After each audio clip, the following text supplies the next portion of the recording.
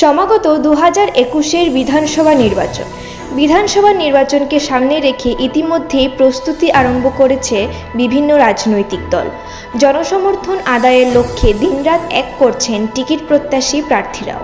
আসন্ন নির্বাচনে আলগাপুর বিধানসভা সমষ্টিতে কংগ্রেসের প্রার্থিত্ব প্রত্যাশীর তালিকায় রয়েছে যুব কংগ্রেস প্রদেশ সভাপতি কমরুল ইসলাম চৌধুরীর নামও।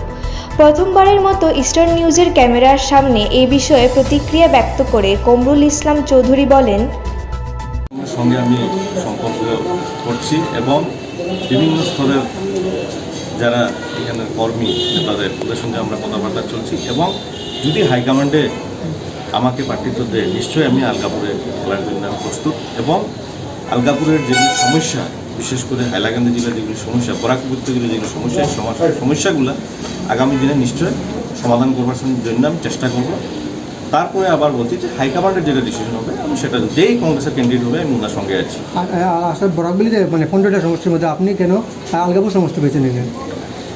দেখেন, এই সমষ্টির এক বিশেষ তাৎপর্য আছে। এখান থেকে প্রায়ত আমাদের মৌলানা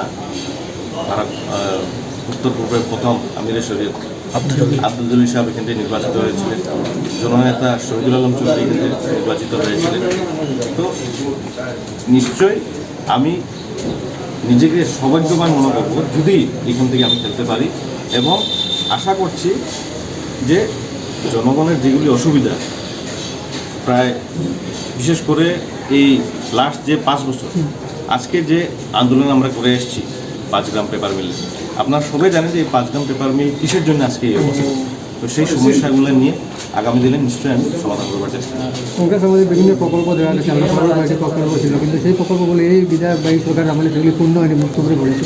আপনি কী বলবেন? আপনি যেখানে বিধায়ক হন বা টিকিট পান সেগুলো সমাধান করার চেষ্টা করবেন বা কী পদক্ষেপ নেবেন? নিশ্চয়ই আমি চেষ্টা করব। আর ইতিমধ্যে যেহেতু আমি এখানে ইলেকশন লড়বো ভাবছি, তাই এখানে যেগুলি সমস্যাগুলো বুঝবার আমি চেষ্টা করছি। আর নিশ্চয়ই আগামী দিনে এগুলি আমি অ্যাসেম্বলির মাধ্যমে হোক, দিল্লির মাধ্যমে হোক সমাধান করবার জন্য 100% আমি চেষ্টা করবো। আর আমার যে সাংগঠনিক যে অভিজ্ঞতা, সেই অভিজ্ঞতা নিয়ে এই সমস্যাগুলো সমাধান করতে নিশ্চয়ই আমি সক্ষম বলে আমি ভাবছি। Bureau report, eastern news.